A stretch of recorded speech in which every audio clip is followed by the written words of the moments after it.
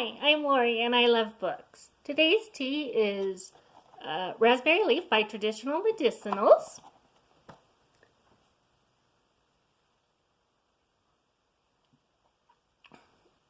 And it tastes very much like green tea, but it's caffeine free, so it might be a nice alternative to green tea. Today I'm going to be starting my Mary Poppins deep dive series. I'll be going over the 8 books by P.L. Travers and the 3 Disney movies. And maybe a couple little other things. So, there will be spoilers, so be forewarned. I have notes as well. I enjoyed this movie a lot as a child. It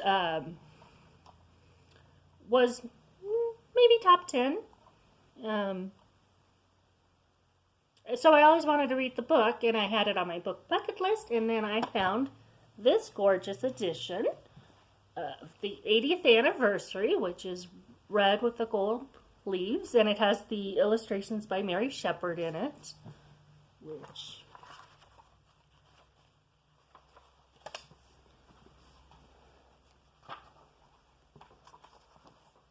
are just black pin lines, I believe. Let's see if I can show Mary Poppins. And then Mary Poppins is very plain looking, but dressed with her parrot-headed umbrella and her hat, her straw hat.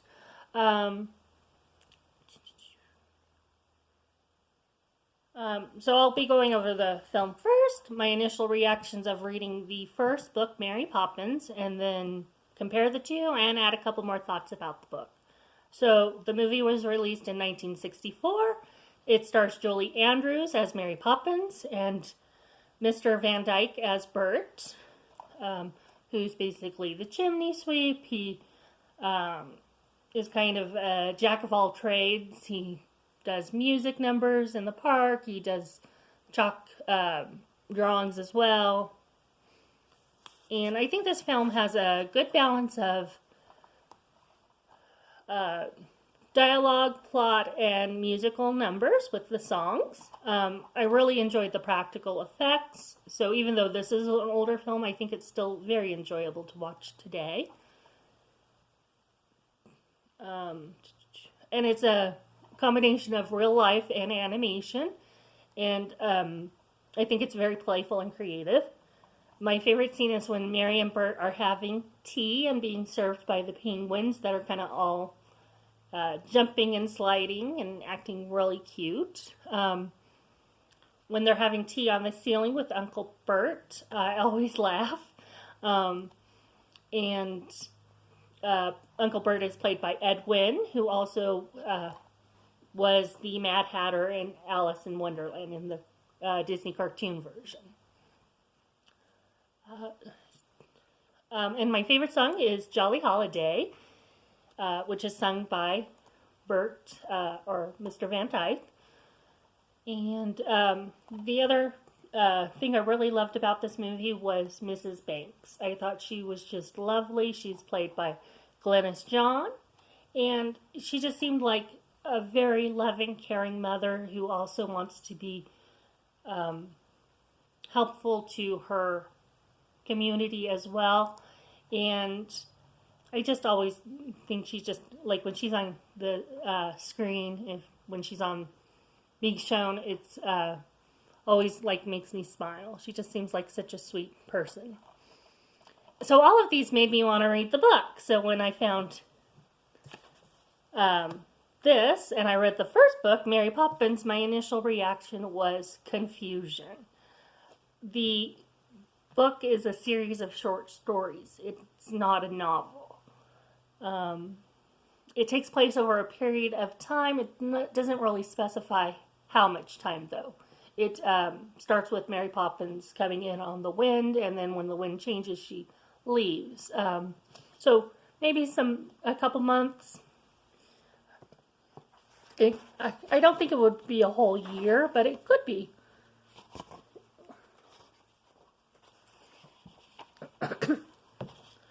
Um, whereas the movie is about a father who,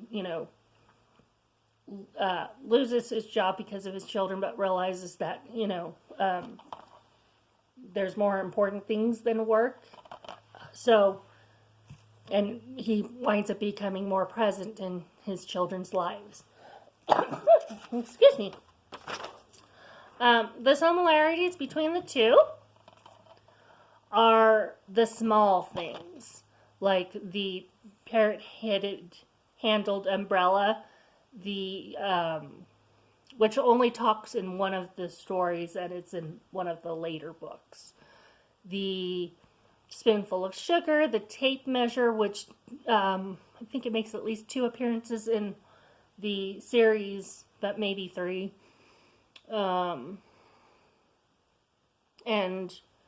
the differences, though, are like the big things, like the characters.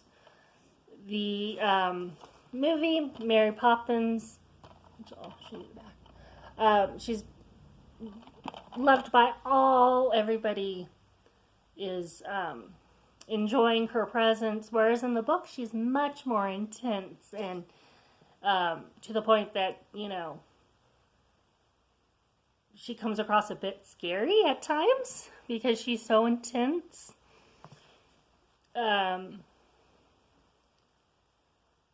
And so I'm not sure, I would like Mary Poppins in my real life. So, let's see. In the book, the children are very ordinary. They are very just average children. Whereas in the movie, they are very bratty and antagonistic, and they run off and they cause trouble.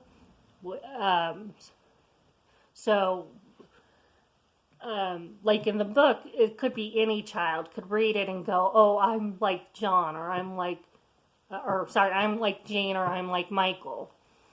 Whereas in the movie, I don't think many children would want to be those children.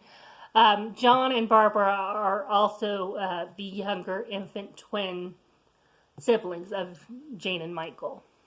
So in the book, there's 4 children. In the movie, there's just 2. And it makes sense because working with infants would take more time and money. And then the bird lady in the book is just, they feed the birds. Jane is telling Michael a story about the bird lady. Michael asks if it's true at the end of the story. Mary Poppins says no, because Mary Poppins always says no, whereas Jane says yes. And so now I'll be switching to just talking about the book, and I read this edition, the 80th anniversary edition, but it's a very heavy book, so I will be holding up and showing Mary Poppins, the illustrated edition, and this is illustrated by Julia Sarde.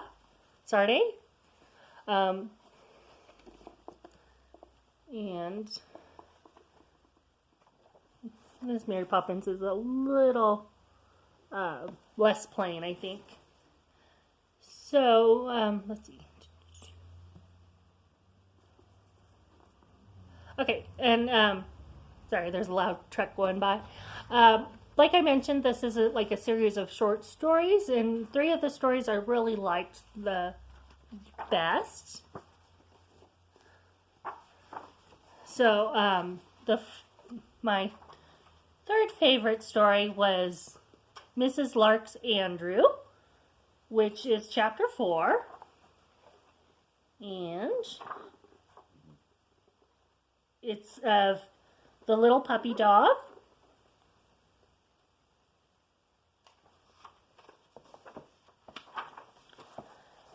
That's in the movie, who's owned by Mrs. Lark.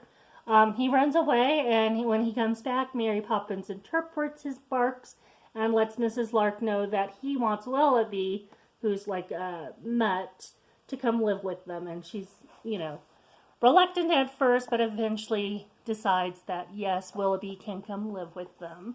So it's a cute little puppy story. My second favorite story is Mrs. Corey, which is chapter 8. And while they're out on a shopping trip, Mary Poppins takes them to go get some candy from Mrs. Corey. And they get some candies that are on Gold Star papers.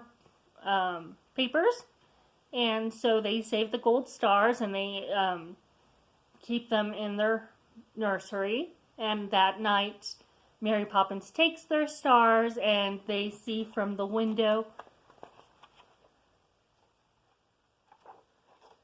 Mrs. Corey, her two daughters, and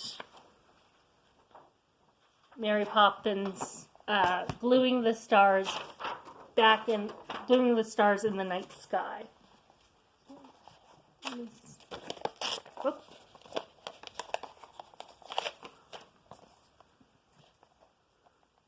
And, I'll have to be more careful. So that was my second favorite, and then my most favorite was Christmas Shopping, which is chapter 11, which is with Maya, who is the second sister of the Pleiades, and Jane and Michael and Mary Poppins help her buy Christmas gifts for her 6 other sisters. I just had the page, darn it.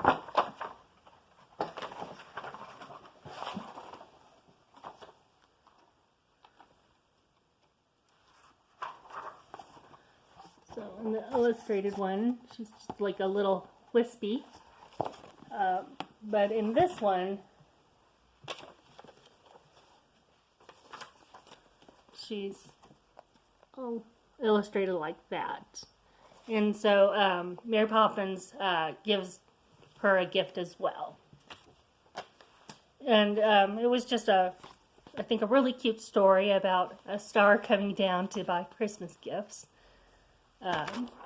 And so my final thoughts is I left this movie as a child, and now after reading the books, I'm wondering kind of, one, where this story came from, and two,